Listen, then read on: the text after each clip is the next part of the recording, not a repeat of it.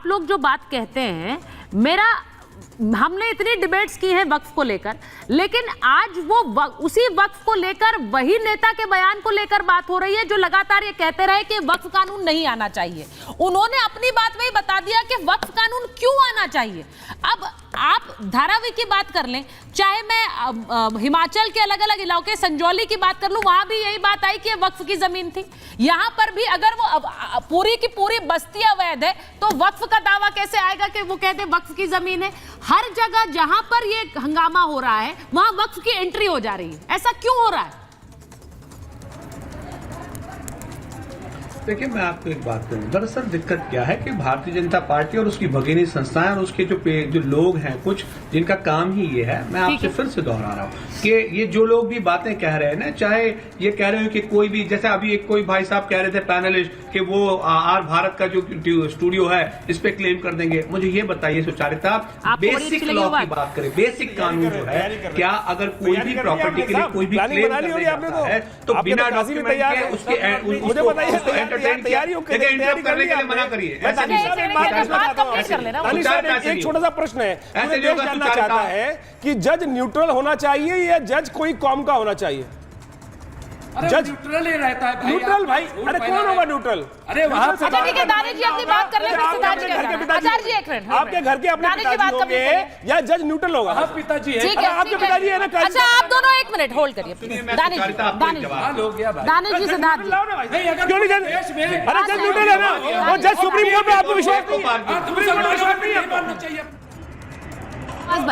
आवाज बंद करिए। दानिश जी बोलेंगे, दानिश जी बोलेंगे।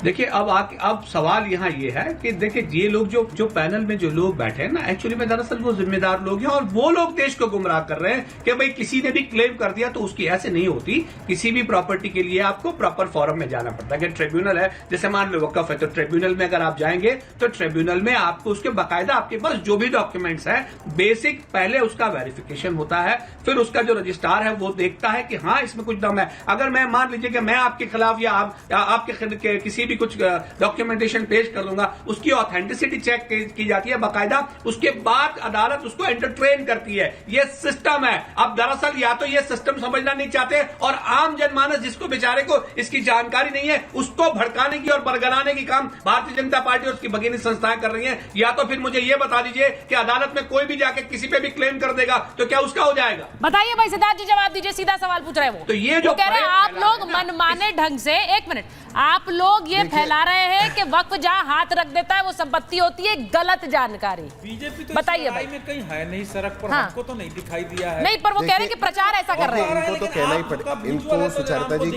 सिद्धार्थ जी जवाब, सिद्धार्थ जी जवाब, सुचारिता जी, इनको तो ऐसा कहना ही पड़ेगा। एक मिनट सिद्धार्थ जी, इनको तो ऐसा कहना ही पड़ेगा क्योंकि 200 लोग, मैं बोलूं सुचारिता जी, मेरी आवाज आ रही है सुचारिता जी? जी जी बोलिए प्लीज। जी सुचारिता जी, इनको तो ऐसा कहना ही पड़ेगा क्योंकि 200 लोग अगर देश में 8 लाख एकड़ के मालिक हों और ओवैसी जी इनके नेता उस 200 लोग में शामिल हों, इतने बड़ी प्रॉपर्टी के सरगना हों, तो टीवी पे बैठ के झूठ नहीं बोलेंगे तो क्या करेंगे? इतना घाटा क्यों करवाएंगे? ये पहली बात। दूसरी बात, वो कह रहे हैं कि कागज नहीं दिखाने पड़ते, एक सिस्टम होता है। सिस्टम क्या है? सिस्टम यह है कि अगर वक्फ ने जाकर के कह दिया कि आपकी ये प्रॉपर्टी पर ऐसा कोई डिस्प्यूट है, आप ट्राइब्यूनल में जाएंगे। ट्राइब्यूनल में कौन बैठता है?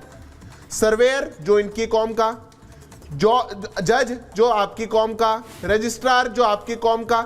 ऐसा ही और के साथ कर दो ना, सिखों के साथ कर दो, पारसियों के साथ कर दो, जूस के साथ कर दो, हिंदुओं के साथ कर दो, आप बिल्कुल कर दो।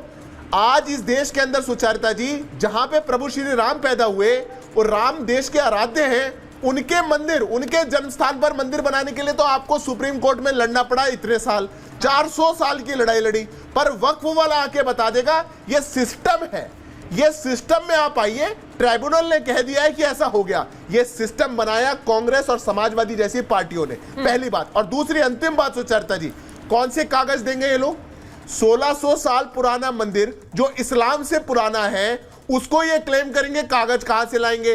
दिल्ली में एक पुल के ऊपर, फ्लाईओवर के ऊपर जो 10 साल पहले बना था, उस पे कह दिया 40 साल से एक मजार है। जब फ्लाईओवर ही नहीं था तो हवा में उड़ रहा था क्या? जब देश में ऐसे एग्जांपल्स होंगे आपके पास कि जहां पे जब जैसा मन किया उसको जाकर के क्लेम कर ले, और अभी आपके शो पर एक पैनलिस्ट खड़े होकर के कह दे कि देश की संसद, भारत की संसद वो भी वक्फ है, और गर्व से यहाँ पर कहें, अच्छा, मैं तो एक बार मैं मानता हूं कि अवधेश जी के पास हौसला जा रही इनको हूं। देने वाले जो अवधेश जी राजनीतिक दल आचार्य जी कह रहे रहे वो भी हैं इनके जैसे मुमताज जी और बराबर के आचार्य जी, आप जिम्मेदार दोनों को प्लीज थोड़ा सा वेट करना पड़ेगा। बाकी भी पैनलिस्ट हैं, आप लंबी लंबी बात करते रहे तब सब सुनते रहे, बाकी कोई बोल रहा है उसके बीच में आप। अरे भाई, तो आप नहीं, झूठ आप दोनों बुलवाएंगी। भी बोल रहे हैं। नहीं, मैं कुछ झूठ और सत्य नहीं बता रही हूँ, मैं यहाँ पे सवाल पूछने का काम है मेरा।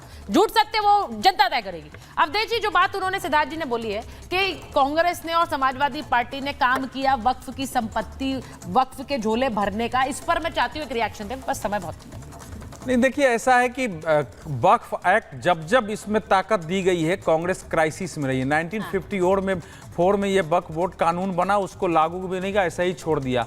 लेकिन जब आपको चाइना से पराजय हो गई और कांग्रेस क्राइसिस में थी, तो 1964 में उस कानून को फिर कड़ा बनाया गया। 1995 में जब कांग्रेस के अंदर ही बाबरी विध्वंस के बाद नरसिंह राव पर पूरे हमले हो रहे थे, फिर उन्होंने लेके इसको एक super government, super judiciary, super executive body बता दिया।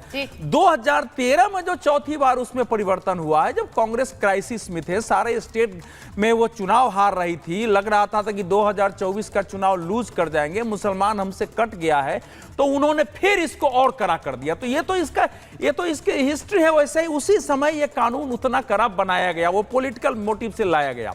अब इस समय सिचुएशन ये है कि 19,000 से ज्यादा केस तो ट्रिब्यूनल में पेंडिंग है, लंबे लंबे समय से है। इस बिल में प्रोविजन है कि 90 दिन के बाद इसका फैसला करिए, फिर उस कोर्ट में चला जाएगा। अगर आप नहीं करेंगे तो समस्या है। नहीं, जो पेपर की बात आ रही है, पेपर अगर आप दिखाएंगे तो उस पर जो मॉल बने हुए हैं, जो होटल बने हुए हैं, जो ट्रांसपोर्ट के दफ्तर बने हुए हैं वक्फ की प्रॉपर्टी पर, जो आपने अपने नाम से मेडिकल कॉलेज बनवा के आपने चलाना शुरू कर दिया, कहां से उसकी पेपर